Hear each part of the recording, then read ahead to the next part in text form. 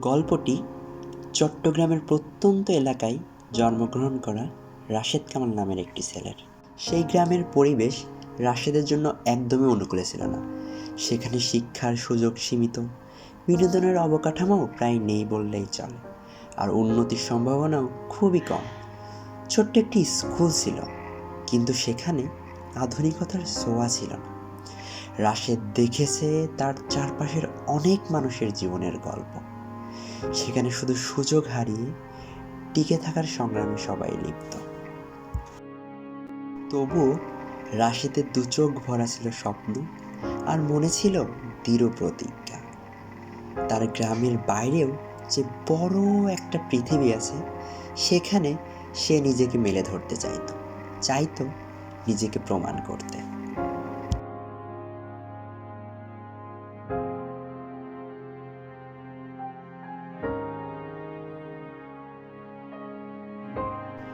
পবিত্র কোরআনে বর্ণিত আছে, মানুষ তাই পায় যা সে চেষ্টা করে।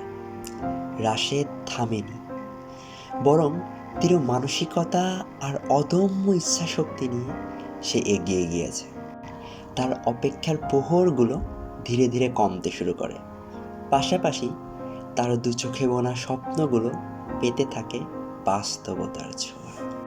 কথাই বলে, নিজের মধ্যে পরিবর্তন আনলে নাকি আশেপাশের দুনিয়াটাও বদলে যেতে থাকে।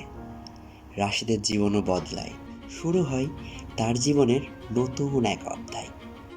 বিশেষ করে রাশেদ যখন ঢাকায় এসে ড্যাফোডিল ইন্টারন্যাশনাল ইউনিভার্সিটির ডিপার্টমেন্ট অফ ইনোভেশন অ্যান্ড এন্টারপ্রেনারশিপে অ্যাডমিশন নেয়।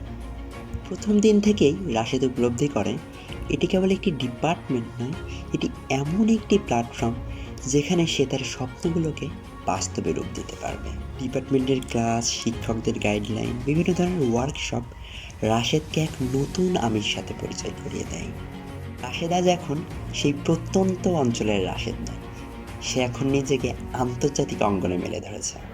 আমি মোহাম্মদ রাশেদ কামাল পড়াশোনা করছি ড্যাফোডিল ইন্টারন্যাশনাল ইউনিভার্সিটির ইনোভেশন অ্যান্ড এন্টারপ্রেনারশিপ ডিপার্টমেন্টে।